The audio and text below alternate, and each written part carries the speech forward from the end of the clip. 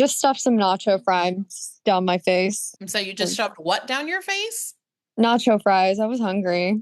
Nacho fries. The Taco Bell things, except I don't like the cheese sauce. I just like the fries and the weird seasoning on it. Well, that sounds like seasoned fries more than nacho fries. Yeah, I don't know. If you say nacho fries, I feel like it would have a meat to it. No, it's like Taco Bell cheese sauce, like ballpark Taco Bell cheese sauce, okay. And then the French fries that have the interesting seasoning on them. I don't know. I'm sorry, Taco Bell, come for us, but that's not nacho fries. That's just cheese fries.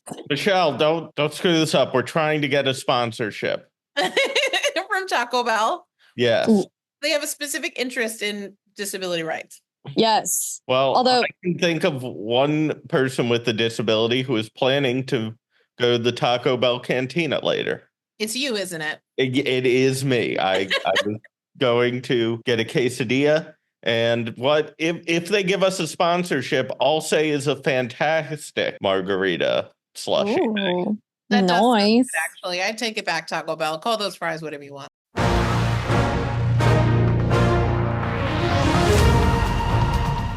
Back to National Disability Radio. I am Michelle Bishop, one of your fabulous hosts. And I'm Stephanie Flint McAben, one of your other fabulous, oh my gosh, that was bad grammar, hosts. I'm the least prepared podcast ever. We can't say our own names now. Without messing up. And also, I guess, okay, look, so it's just the two of us right now. So I'm thinking like temporarily, Stephanie, temporarily. What if we called our producer, Jack, a temporary co-host? A host-ducer. Host producer. A pro-host. Is Jack even going to talk? Jack, you're supposed to introduce yourself at that point. You're a pro-host. I was kind of letting Stephanie riff it out there. That's one of my skills as a producer and host is knowing when to yes and. Jack can't be a host because it's like we passed it to him and like he didn't say anything. I know. That makes me so sad. You were going to be the best pro-host. It was so short-lived, pro-host. All right. Hi, everyone. It's pro-host Jack Rosen here. So, Michelle, we have a fantastic episode today. We're doing a bit of a throwback in that we also did a spotlight story. So do you want to tell the people about who we have on? First of all, look at us sticking to our original format that we don't stick to, having a spotlight story. We're crushing it this month because this month is, this is the best, because this month is the National Disability Employment Awareness Month. And we are technically right now 3 employed people with disabilities. So crushing it. Yes. Employment for people with disabilities. This month, we have some special guests here for you to talk all about Disability Employment Awareness Month and the work that they are doing to keep people with disabilities employed. Thanks, Michelle. And on today's episode, we have Lauren Sanchez, Alex Anderson, and Carolyn LeBrain-Tilton from Disability Rights Louisiana. They run the FAIR program at the Louisiana P&A, which stands for Financial Access, Inclusion, and Resources Project. They help returning citizens navigate employment and resource barriers to achieving long-term financial stability. But that's not all. We also have on Josie Badger for our spotlight story. Josie is a consultant who focuses on employment for people with disabilities.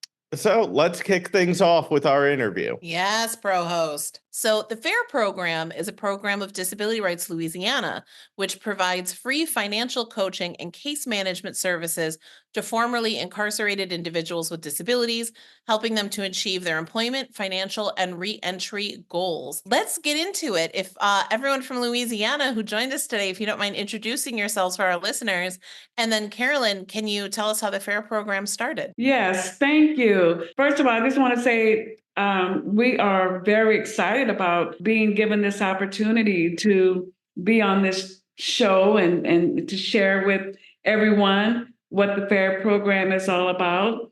My name is Carolyn LeBrain-Tilton. I am the program manager, and I am here with 2 of the bestest people in the world who love working for formerly incarcerated individuals and helping them to become all that they can be. I'm with Alex Andresen, who is a case manager and financial coach. And I'm with Lauren Sanchez, who is also a case manager and financial coach. So I'm Alexander Andresen, like Miss Carolyn just said. I've been in the nonprofit and advocacy realm for the last 8 years, and my last year and a half has been with Disability Rights Louisiana's FAIR program. I'm the only member of my immediate family who's not been directly involved with the criminal justice system. And in my early childhood, I watched my grandfather re-enter with disabilities after decades behind bars. Witnessing his struggle with re-entry firsthand fuels my passion for our target population. I wish he would have had access to a program like this. And I am Lauren Sanchez, also a case manager. I've been in and out of the criminal justice system for a little over a decade and dealt with my own disabilities for longer than that. So my journey kind of led me here, and this position spoke to me and just wanted to give back and let people know that life can get better. Now, the question that was asked is, how did we get started, right? Absolutely. Tell us all about it. Well, Louisiana has long been known as the incarceration capital of the world. And of course, that's a title that really needs to change. For years, we've been representing people with disabilities. When I say we, I mean Disability Rights Louisiana. We've been representing people who were being abused and neglected inside of our prisons. And so in 2017, our governor signed a package of bills into law that was aimed at significantly reducing the state's prison population. Now, this may sound like great news, and it was, but people were coming out of prison, and when I say we, I mean Disability Rights Louisiana, couldn't find any disability-focused reentry program that we could refer our clients to once they were released. We knew that clients with disabilities would need very holistic services to help them rebuild their lives. And so we decided to build our own.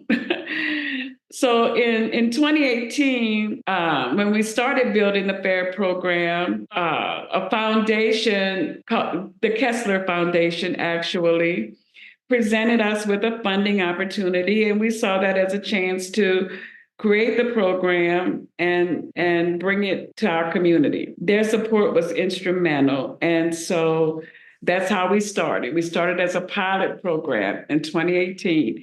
And we're now 5 years old. Yeah, no, thank you so much for that information. I know that you briefly touched a little bit on this, but could you speak a little bit more to why FAIR's strategic focus has been specifically on employment? Yes, and this is really a very unique approach.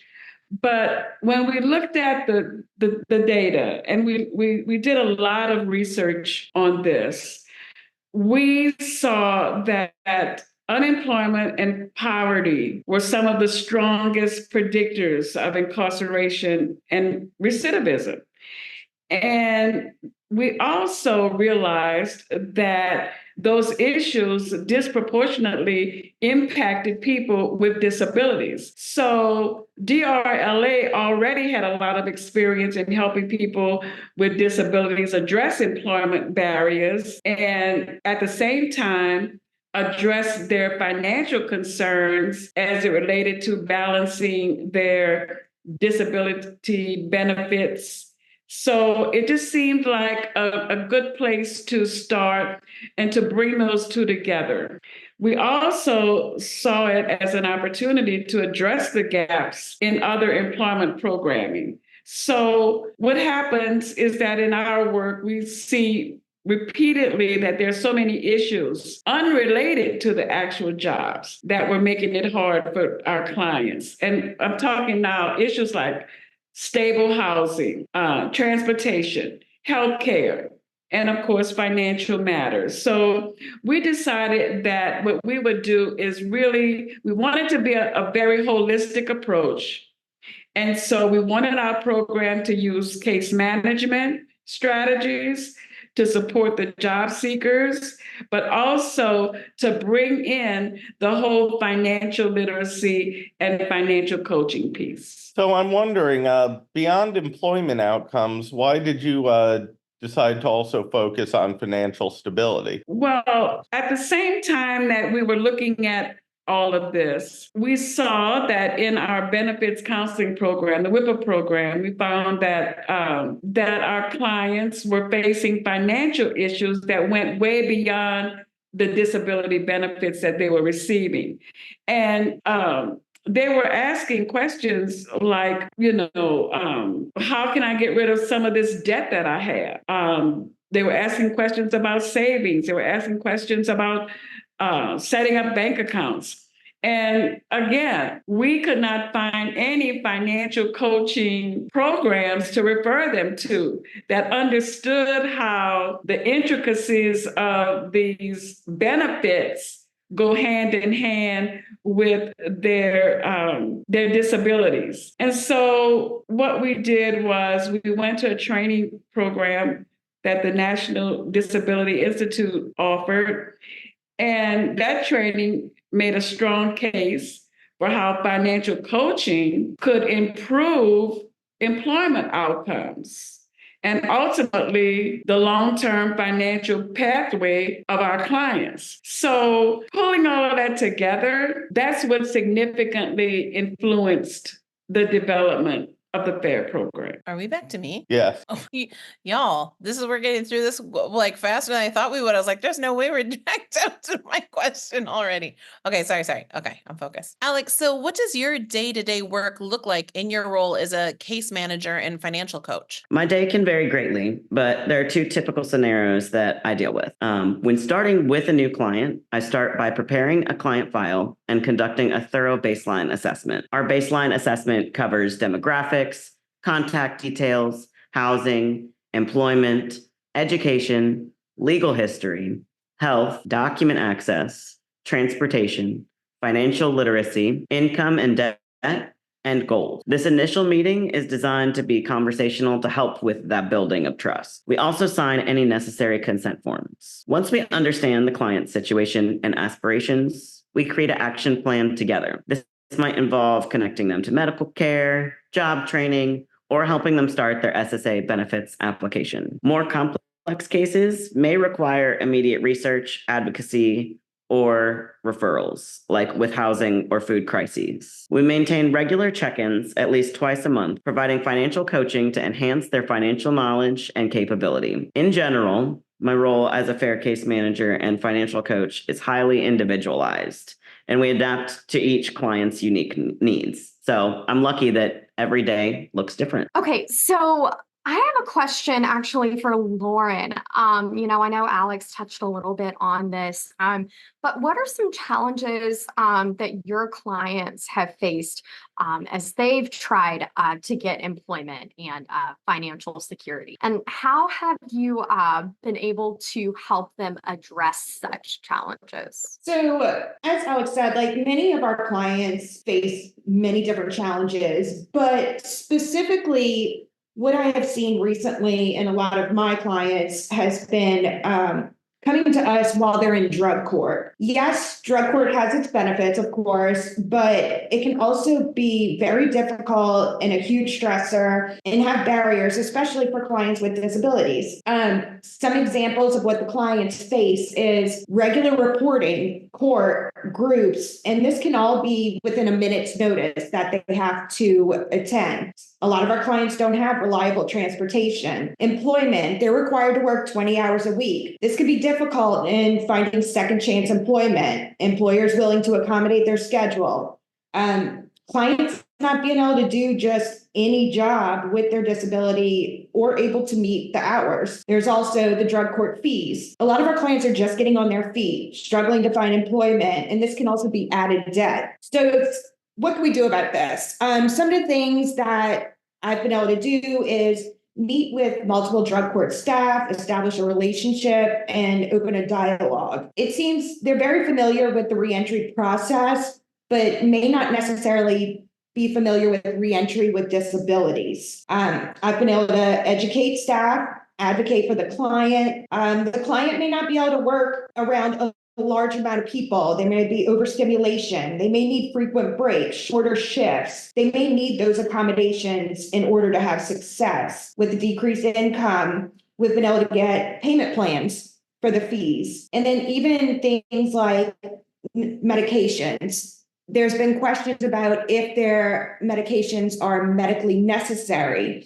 And I've been able to explain what these medications are for with their disabilities and helping them have an understanding. So through our program, we've actually been able to assist with developing a foundation for independence and stability while helping the client stay in compliance and maintaining their freedom. In the end, actually, because of our involvement, Drug Court has asked us to come do a presentation and educate them further. And are now actually interested in referring clients and seeking our help for their success. And Lauren, I'm wondering what kind of challenges you've had connecting with your clients. The biggest thing in the beginning seems to be gaining their trust and respect. With their past history, this doesn't always come easy. Through the reentry process, they may face a lot of discrimination with disabilities and previous incarceration. So some of the things I've been able to do and found successful is, first of all, consistency. I do what I say and I say what I do. I always show up, always answer. I was recently told that a client was having a problem with people sticking around, and they were so grateful that I was here with that consistency. Using motivational interviewing. This can be like a guiding style of communication involving good listening and direction, and it's actually based on respect to empower people. Offering a welcoming and comfortable environment. We don't have your typical office atmosphere, which can be cold and intimidating to some people. We like to refer to our office as the cottage, and it has like a home-like environment. A lot more welcoming for them. Meeting people where they're at. Success looks different for different people. They're in different phases. Having an individualized plan, no one size fits all, and no having judgment. And then sharing my own experience and being able to relate with them seems to go a long way. I think you touched on something I'd like to follow up a little. I mean, the trust piece of it.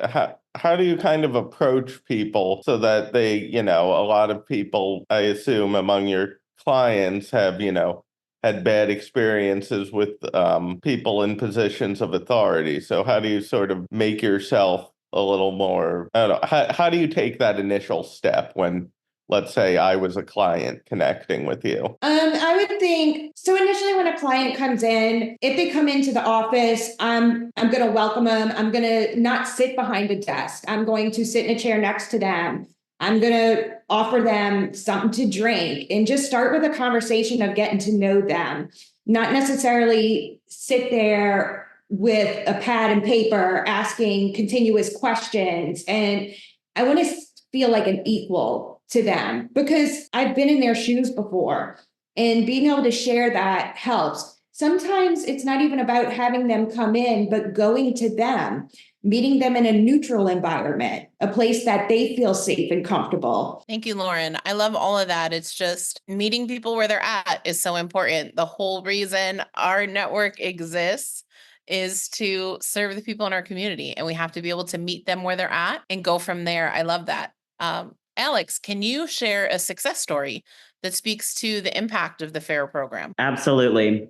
So one of my most memorable clients is a lively elderly man who's re-entering society after 40 years at Louisiana State Penitentiary, also known as Angola. He faced challenges with medical care, housing, and transportation. We started by applying for low-income senior housing, and after a few months, he was approved for an apartment with a great view of New Orleans, the city he grew up in. Next, we worked with his doctor to ensure that he received his electric wheelchair by educating them on Medicaid and Medicare durable medical equipment requirements. After a year of struggling with repeated denials, within a month, he had his chair, thanks to our advocacy. Through financial coaching, we planned his use of SSA back pay.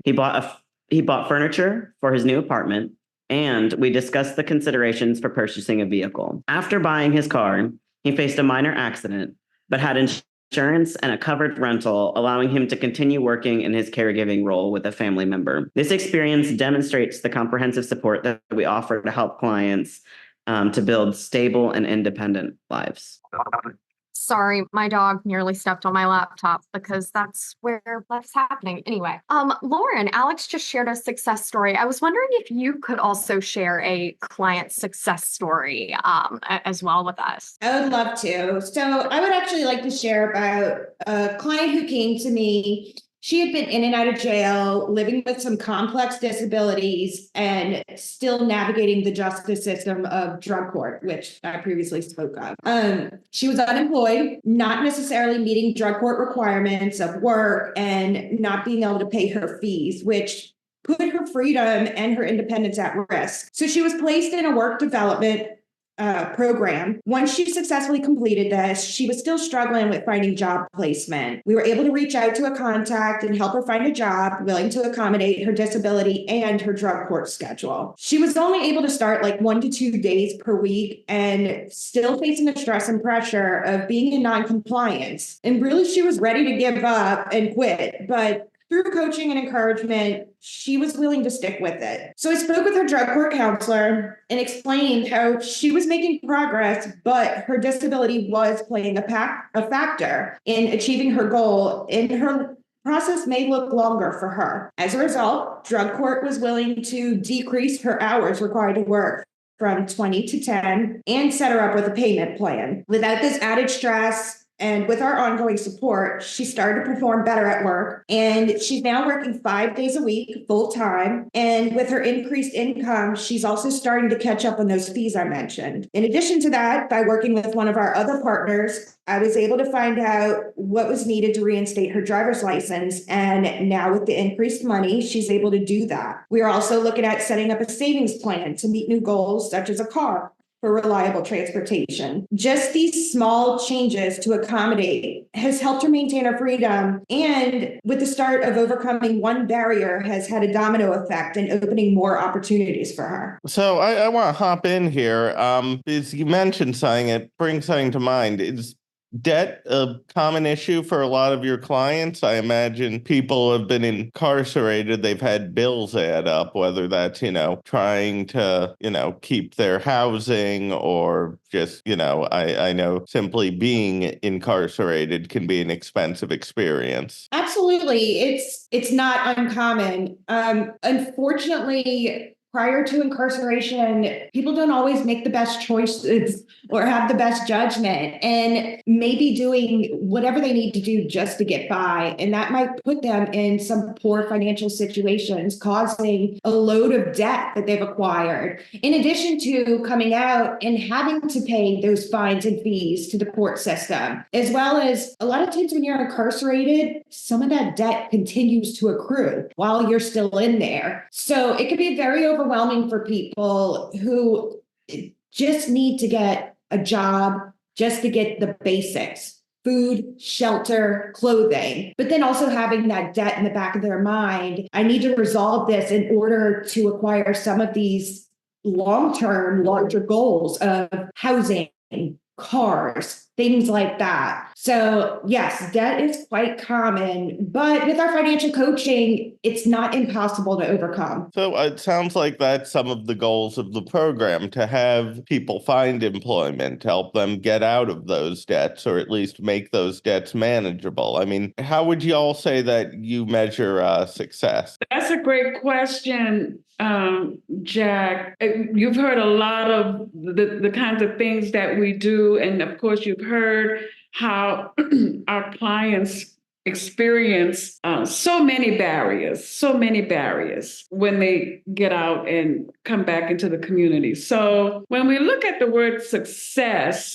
for us isn't just, somebody finding a job or securing housing. Those things are very important, of course. But what we do, we kind of wear two hats, really. So you heard me say that we're case managers, and we're financial coaches. So as case managers, that's what we're doing. We're doing information and referral. We're making sure that if you're a senior, you get on the list for senior housing. So we're doing those kinds of things. But we're really kind of focused on stability, long-term progress, and of course, independence. And so when we look at success, we do look at several key indicators. So number one, we do track the employment outcomes. How many of our clients are able to find jobs, and not just any job, but jobs that are willing to work with them along with their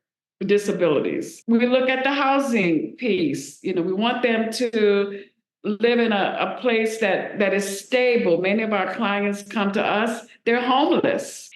And of course, there's an affordable housing crisis all over the country. And it's dire here in New Orleans.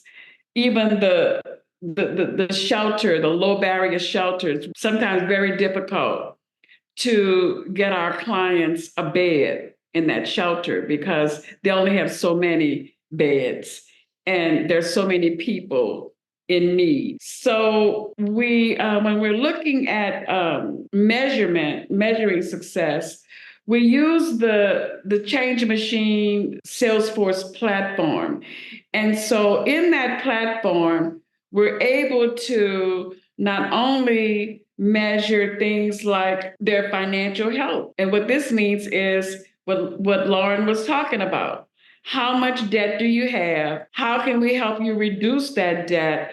And then we follow that all the way through to see really sometimes month to month how that debt is being reduced. We also, through the Change Machine platform, and when we're putting on our coaching hat, that's when we're talking to our clients about spending plans. We don't really use the word budget, but we begin to have conversations with them very early on how important it is to know where your dollars are going.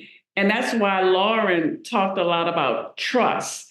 We have to gain the client's trust because we're going to be asking them some very, very intimate questions. And those are the kinds of questions that if they were just going to an agency, talking to a case manager who's focused on, housing, mental health, things like that, they're not going to go into the depth that we do. And so the primary objective of FAIR is to enhance the employment and financial outcomes of our clients.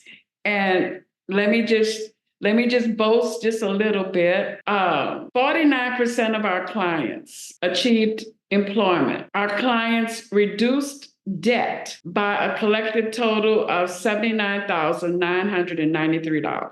Our clients increased their income by a collective total of $74,253 per month. So what we're doing when we're coaching our clients, and like I said, we do it simultaneously. When we're coaching them, we're helping them to see how they can contribute to the economy. And we empower them to not only establish financial security, but desire it. And that's a long way from being homeless to now having hopes and dreams of buying a car, having your own apartment. And those kinds of things are the kinds of conversations, meetings, if you will, that we have with our clients. And they begin to open up. And when they share those hopes and dreams, there's a dollar sign. There's money attached to hopes and dreams, especially as it relates to cars and an apartment. And so we work very closely with them. We work together. We're a team. And so our success is based on our support and empowerment of the whole client. Yeah, no, thank you so, so much, Carolyn. And you totally deserve to humble brag here. Totally. This is some absolutely fabulous work, and just kind of hearing you guys talk about the experiences that you've had with your clients. But on the topic of measuring success, I would love if you could speak a little bit to, what has led to the success of the FAIR program? Okay. Well, let's see. FAIR success is really attributed to how we support our clients. And I know what I'm saying sounds simplistic. And we actually had a discussion yesterday as we were preparing for this. And a lot of times the things that we do for our clients, there's so much in our DNA until we don't realize that it's just something that is out of the ordinary. And, we had to laugh about that yesterday, because we do provide a wide array of services, and we tailor those services to each individual's unique circumstances. So when we are able to glean the kind of information that we get from the clients as we meet with them regularly, we begin to see that once we equip them with skills, resources, and opportunities that they need to succeed, they want to become more and more a part of a community. And what that does is, of course, makes our communities safer, more inclusive, and economically stronger. So I would say again, their success lies with how we support our clients and how involved we get with our clients. It's so much so till we don't really have something called a graduation because our clients don't want to leave us. I mean, even though they have gone through all of the action plans that we help them to develop, if something comes up in their lives, they call us first, because they know that we're going to guide them and give them the kind of wisdom that they're going to need to overcome whatever particular barrier they face at that time. I just wanted to kind of add to that just like Carolyn said, our clients, they are the hero in their own story. This is their journey. They choose their goals. We just help them reach them. And that is their success. And with their success is our success. I love it. I'm here. I'm here for it, y'all. I agree with Stephanie. I think you should brag away. You all can't see me because this is a podcast, so you can't tell, but I am snapping right now when I tell you to brag it out. You all are doing so much work and seeing successes. I'm not surprised. Nobody wants to graduate and they don't want to leave y'all. I would imagine with all of this on your plates, it must take a lot of community partnerships to make it work. And I'm wondering what kind of partnerships you've developed over time that are making this achievable. Absolutely. So really, most of our clients do come to us through referrals from community partnerships. As this program's been around for 5 years, we work with clients within the community, not within a vacuum. So we collaborate with individuals from other specialized support programs, and we're building those strong relationships as we go. For every issue our clients face, we connect with experts in the relevant field, allowing us to provide the holistic support while also filling those gaps in our expertise. These relationships allow us to focus on what we do best, our financial coaching and case management. We have too many community partners to really highlight all of them here in the time that we have.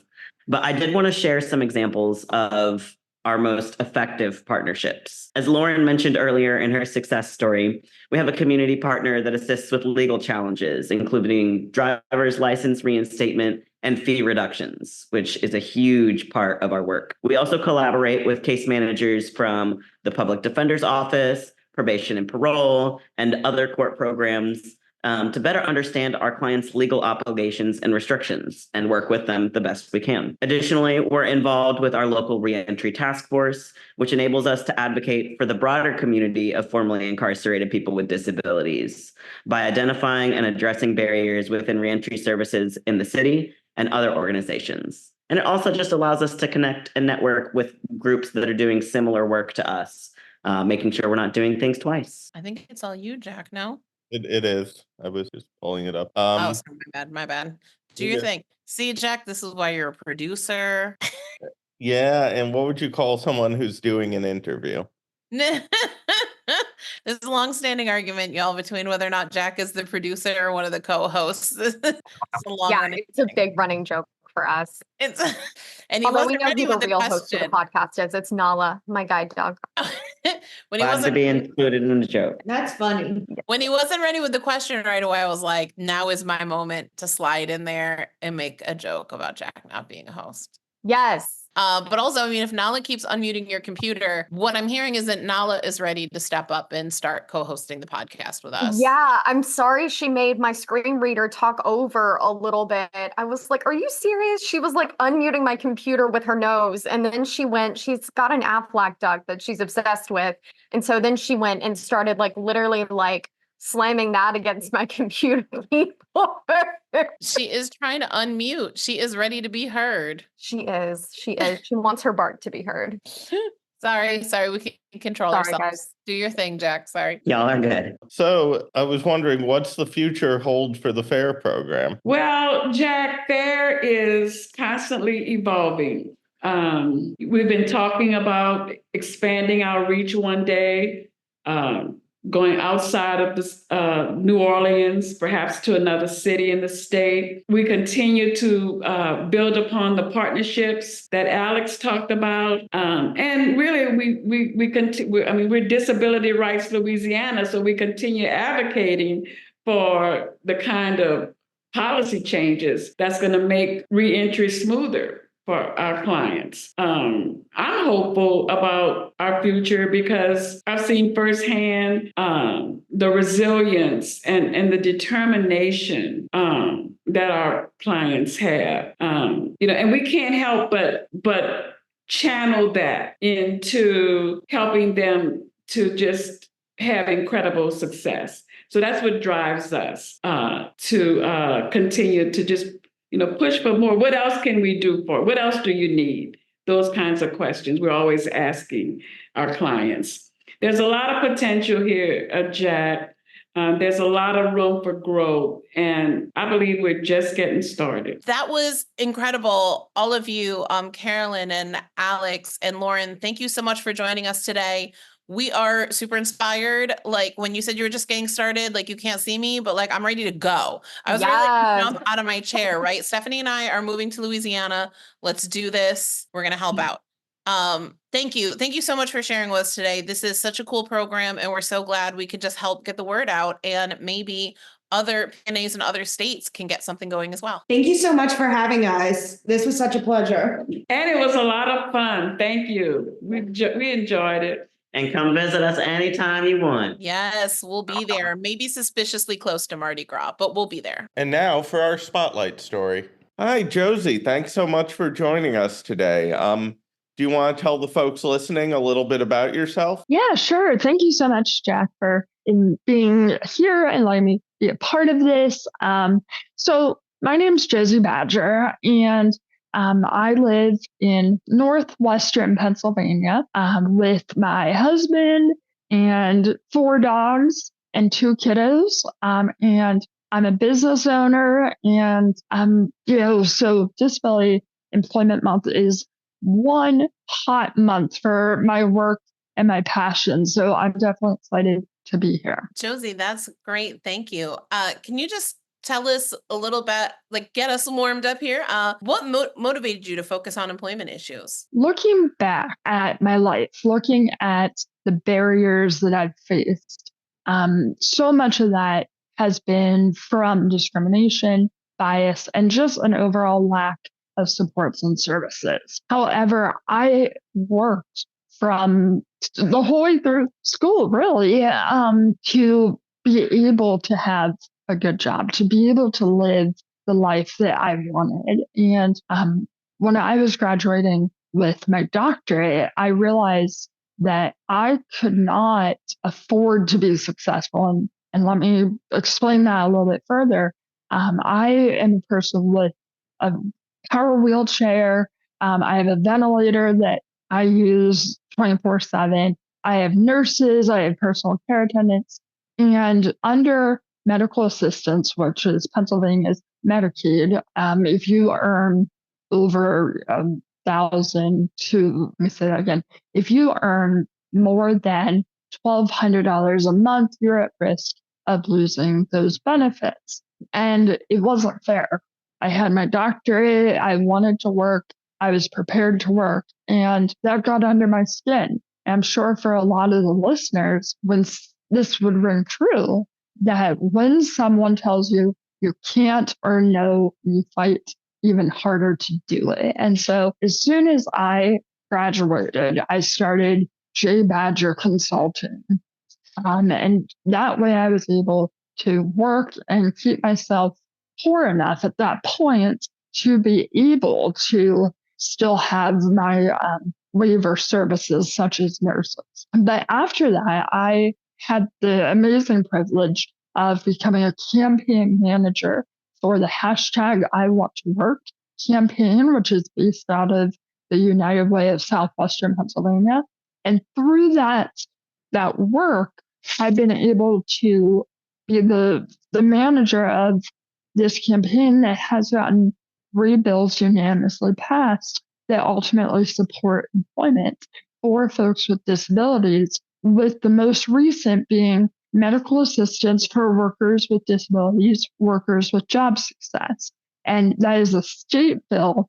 It's really a Medicaid buy-in program that individuals with disabilities who have been working and earning can earn over $100,000 a year in Pennsylvania and still keep their waiver and Medicaid services. So now I'm able to pursue those opportunities. And with that being said, I feel called to make sure that others can pursue their goals and dreams and be able to use their talents and gifts in our community. Absolutely. And I think you touched on something so important, that a lot of folks in our community are penalized for wanting to succeed, wanting to work. That, on the one hand, we're constantly being told, that it's important to be able to provide for ourselves, but when we try to, we risk losing services and Medicare that cost more than what,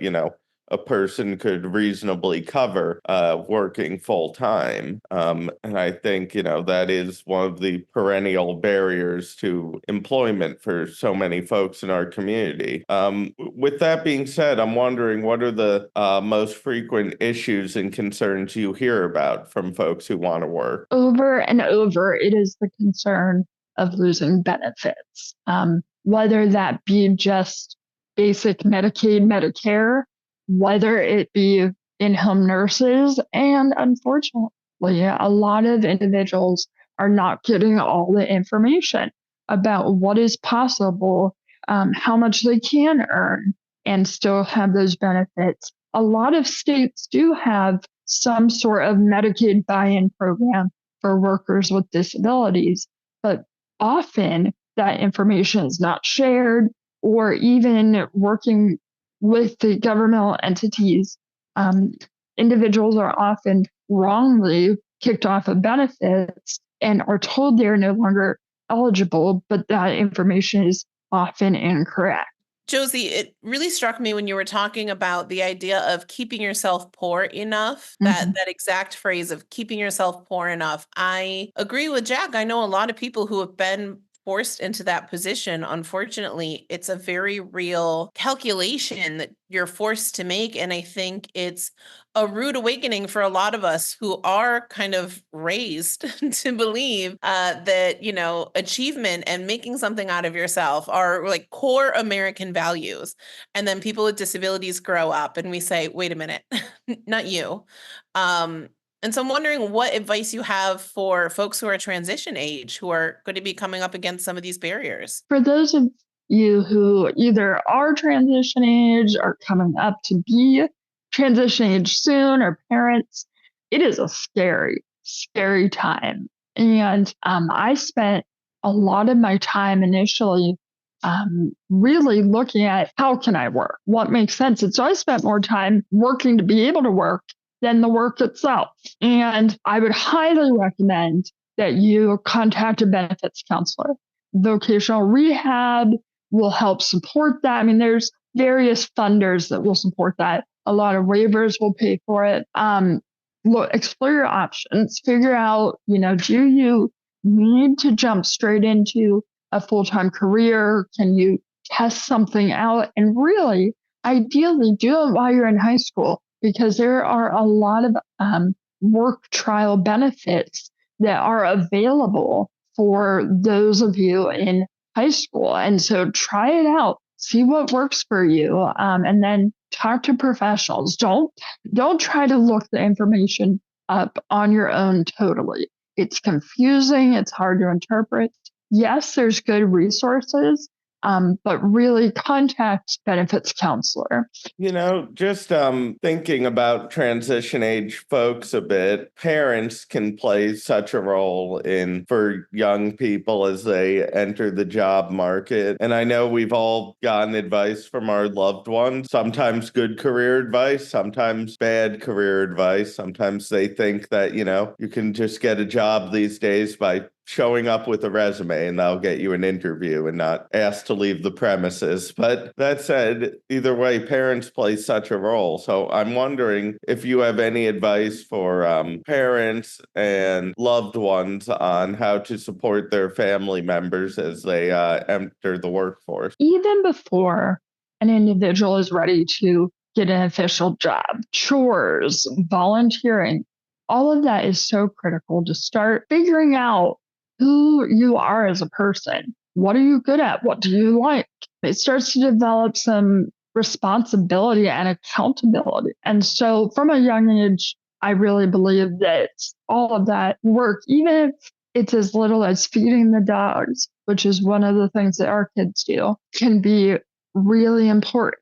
Talking about financial information management, setting budgets with them, but then as you're looking at, future careers, letting the youth figure stuff out themselves, letting them tour buildings, setting up job shadowing. And there are entities that do set those up, especially during the month of October, but giving those opportunities for them to discover what they're good at and what they're not good at. It is okay to fail, but it's better to fail earlier in life when you're not relying on the income of a certain job to have a roof over your head.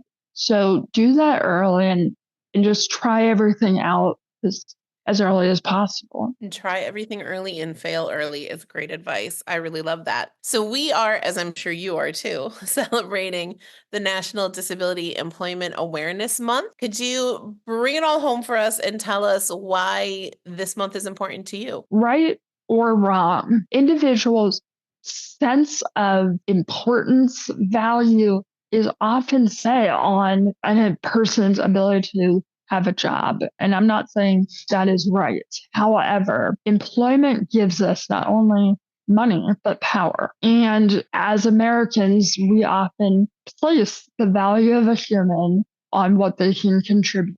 Employment allows us to be a part of society and a part of the decision makers in our country. And we, as people with disabilities who have fought so hard to get through school, to maybe live on our own, we have to be at the table. To quote Hamilton, in the room where it happens, we have to be that.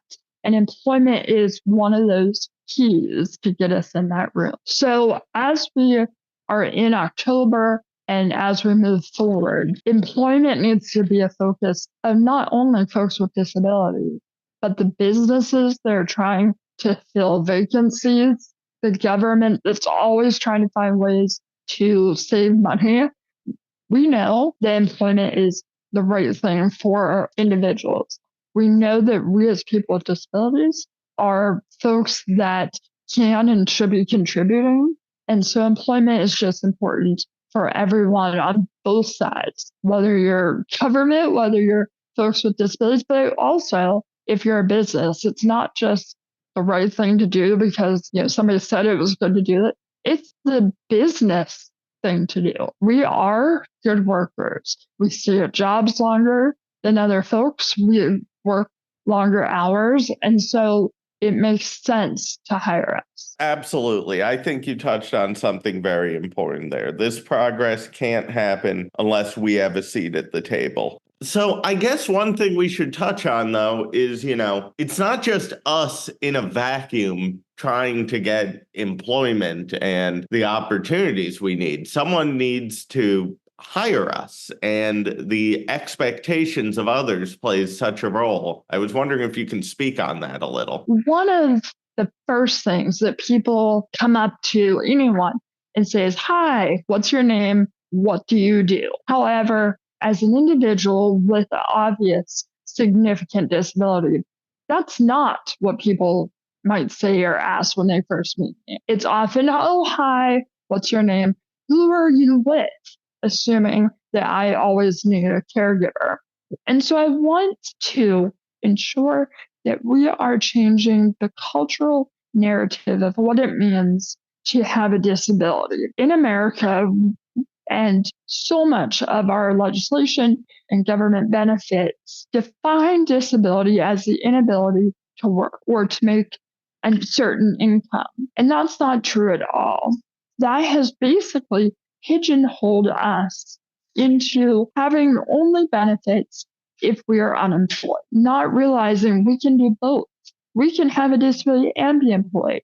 However, we need those supports to be able to get out of bed and go to work in the first place.